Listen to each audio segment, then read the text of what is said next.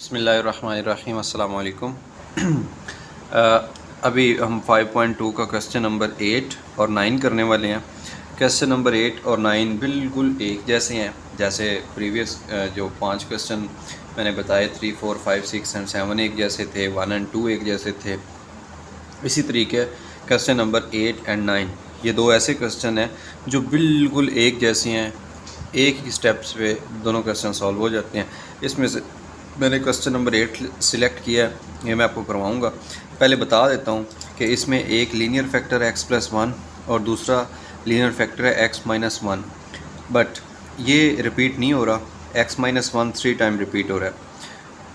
Similarly question number 9 में अगर हम देखें तो ये लीनियर फैक्टर है विदाउट रेपिटेशन और x+1 है, ये 3 टाइम रिपीट हो रहा है। जो पहले हमने क्वेश्चंस किए हैं 7 में देख लें, ये 2 टाइम रिपीट हो रहा था, ये भी 2 टाइम, ये भी 2 टाइम, ये भी 2 टाइम, ये भी 2 टाइम रिपीट हो रहा था। बट जो क्वेश्चन नंबर 8 एंड 9 के डिनोमिनेटर के अंदर जो फैक्टर्स हैं लीनियर, ये रिपीटेड लीनियर फैक्टर्स हैं और 3 टाइम रिपीट हो रहे हैं, जिनकी वजह से ये प्रीवियस क्वेश्चन से डिफरेंट है। सिर्फ एक इनके अंदर नया कांस्टेंट इंट्रोड्यूस करवाना पड़ेगा, बाकी क्वेश्चन बिल्कुल एग्जैक्टली 98% उन्हीं स्टेप्स पे हो जाएगा जो हमने प्रीवियस क्वेश्चन में किया। तो अभी क्वेश्चन नंबर 8 हम करते हैं। क्वेश्चन नंबर 8 मैंने इधर लिखा है, देखें जी, क्वेश्चन नंबर 8 और क्वेश्चन नंबर 8 में है x² over x-1 whole power 3 time repeat हो रहा है, x+1 रिपीट नहीं हो रहा। अब ये क्या था, प्रॉपर फ्रैक्शन है। क्यों मैंने लिखा, ये इसलिए लिखा कि सबसे पहला जो स्टेप होता है किसी भी फ्रैक्शन को पार्शल्स में कन्वर्ट करने का, तो देखना ये होता है कि आप वो प्रॉपर फ्रैक्शन है या इम्प्रॉपर फ्रैक्शन है। बिकॉज हम इम्प्रॉपर फ्रैक्शन को डायरेक्टली पार्शल फ्रैक्शन में कन्वर्ट नहीं कर सकते, पहले हमें उन्हें कन्वर्ट करना पड़ता है प्रॉपर फ्रैक्शन में और उसके बाद हम उसके पार्शल फ्रैक्शंस फाइंड आउट करते हैं। लिहाजा ये पहले ही प्रॉपर फ्रैक्शन में है तो हमें तकसीम करने की ज़रूरत ही नहीं है। विदाउट डिवीजन हम कांस्टेंट इंट्रोड्यूस करवाते हैं, जिसको हम इक्वेशन नंबर स्टार का नाम देते हैं। तो ये है इक्वेशन स्टार, जिसमें लेफ़्ट साइड पे क्वेश्चन लिखा, क्वेश्चन वाली फ्रैक्शन लिखी और इस साइड पे कांस्टेंट इंट्रोड्यूस करवा दिए। ये है x², नीचे इसके था लीनियर फैक्टर रिपीटेड लीनियर, ये a के नीचे लीनियर फैक्टर आ गया, b के नीचे ये जो रिपीट हो रहा था इसको लिख दिया विदाउट पावर, और फिर ग्रेजुअली इसकी एक पावर इंक्रीज़ कर दी और कांस्टेंट ऊपर लिख दिया c। एक पावर मज़ीद इंक्रीज़ कर दी, ऊपर कांस्टेंट लिख दिया d। जब तक ये पावर्स ख़त्म नहीं होती उस वक्त तक हम नए कांस्टेंट ऐड करते जाते हैं और इस इक्वेशन को हम स्टार का नाम देते हैं। तो इस इक्वेशन के अंदर जब हमने देखा कि नीचे 3 टाइम रिपीट हो रहा था और एक ये टोटल 4 फैक्टर बन रहे हैं, तो 4 ही कांस्टेंट आ गए लीनियर के लिए। अब ये निशानी है कि लीनियर के लिए ये simple a, simple b, simple c और सिंपल d आती है, जबकि हम नेक्स्ट एक्सरसाइज में देखेंगे कि जो क्वाड्रेटिक होते हैं उनमें सिंपल कांस्टेंट नहीं आता, बल्कि इसके साथ x भी आता है या वेरिएबल कोई भी आप लिख सकते हैं। तो अभी जैसा कि स्टार इक्वेशन के बाद अगला स्टेप हमारा होता है कि जो लेफ़्ट साइड पे डिनोमिनेटर होता है, हम उस डिनोमिनेटर वाले फैक्टर्स को मल्टीप्लाई करते हैं दोनों साइड पे। मल्टीप्लाई करने से जो लेफ़्ट साइड पे होता है डिनोमिनेटर अकेला रह जाता है, जैसा कि इधर हमने मल्टीप्लाई किया x-1 पावर क्यूब और x+1 बोथ साइड पे। इधर कैंसिल हो जाएगा, x-1 क्यूब x-1 क्यूब से x+1 के साथ, बाकी रह जाएगा सिर्फ x²। तो ये बन गई इक्वेशन अल्फ़ा। कैसे बनी, इधर x² रह गया, a के साथ था बटे में x+1, तो ये x+1 इससे कैंसिल हो गया, बाकी रह गया x-1 होल क्यूब, ये आ गया। b के नीचे है x-1, अब ये x-1 एक टाइम है, इधर था 3 टाइम, तो इसमें 2 टाइम बाकी बच जाएगा, ये आ गया, साथ में x+1 बच जाएगा, ये आ गया। c है, c के नीचे x-1 2 टाइम आ रहा है, इधर है 3 टाइम, 2 टाइम वाला कैंसिल हो जाएगा, बाकी एक दफ़ा वाला रह जाएगा, ये आ गया, और ये मल्टीप्लाई हो गया साथ में x+1 और x-1, ये है इनकी प्रोडक्ट आ गई। तीसरा है जो लास्ट वाला d के नीचे है x-1 होल क्यूब 3, तो ये होल क्यूब 3 इस होल क्यूब 3 के साथ मल्टीप्लाई हो जाएगा, कैंसिल हो जाएगा सॉरी, और बाकी रह जाएगा x+1। तो ये d के साथ x+1 आ गया। इस इक्वेशन को इक्वेशन अल्फ़ा का नाम दे दिया। इक्वेशन अल्फ़ा के बाद हम वापस जाते हैं इक्वेशन स्टार के अंदर और पहले कांस्टेंट के नीचे देखते हैं क्या लीनियर फैक्टर है विदाउट पावर। जी बिल्कुल है, x+1 है। इसको 0 के बराबर सपोज करेंगे, x की वैल्यू निकालेंगे और उसको पुट कर देंगे इक्वेशन अल्फ़ा में। तो ये देखें x+1 को 0 के इक्वल सपोज किया, x की वैल्यू निकाली और इसको इक्वेशन अल्फ़ा में पुट कर दिया। जैसे ही इक्वेशन अल्फ़ा में पुट किया तो ये इक्वेशन अल्फ़ा है।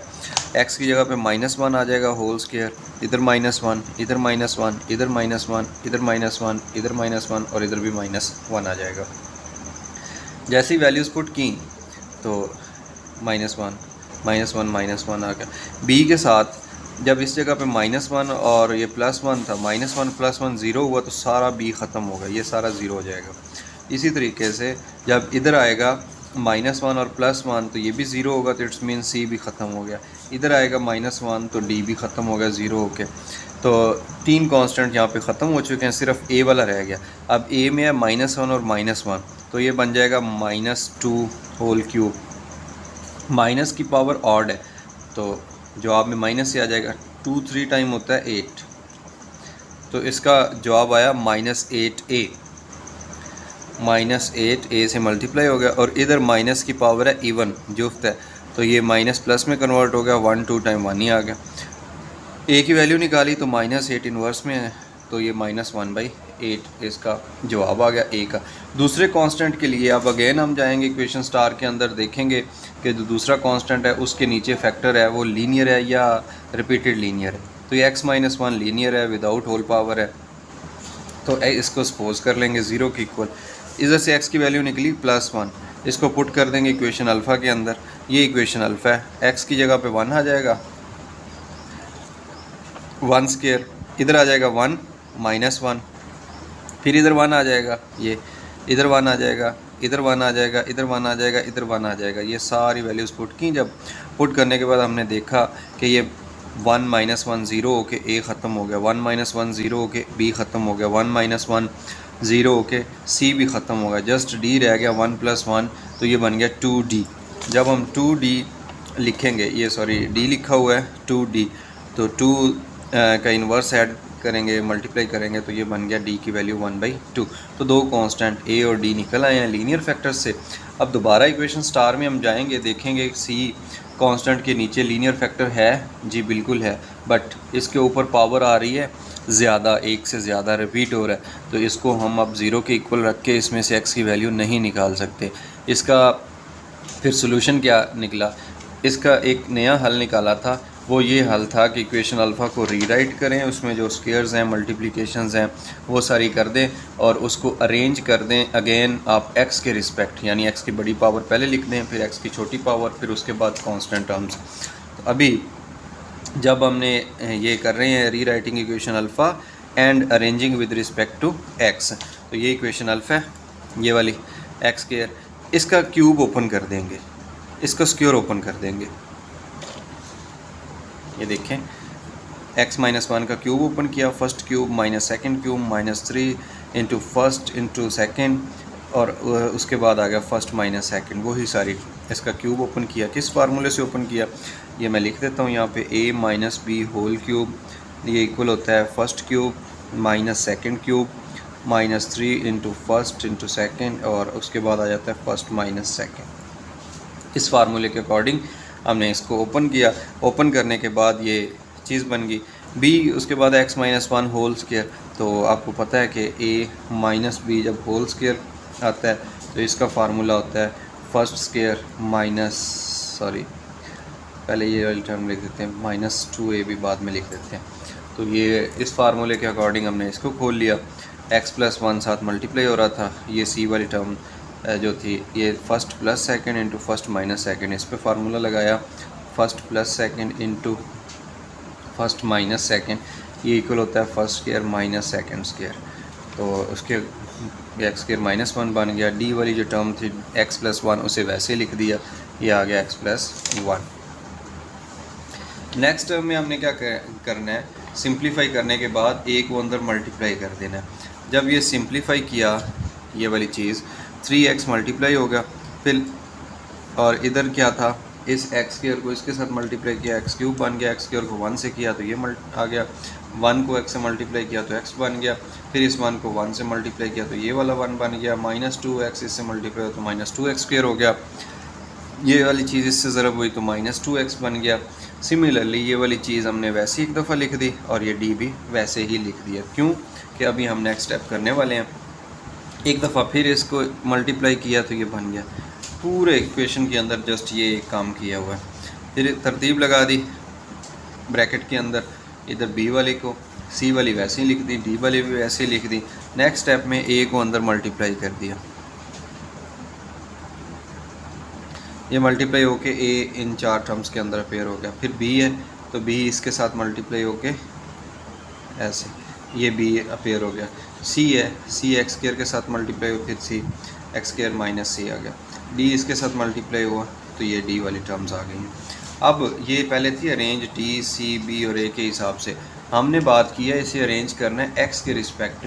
तो इसमें देखते हैं एक्स क्यूब वाली कौन कौन सी वैल्यू, एक ये खड़ी एक्स क्यूब वाली, एक ये खड़ी। इन दोनों में से एक्स क्यूब को कॉमन ले लेते हैं और ये एक्स क्यूब कॉमन आ गया, ये ए आ गया और ये प्लस बी आ गया।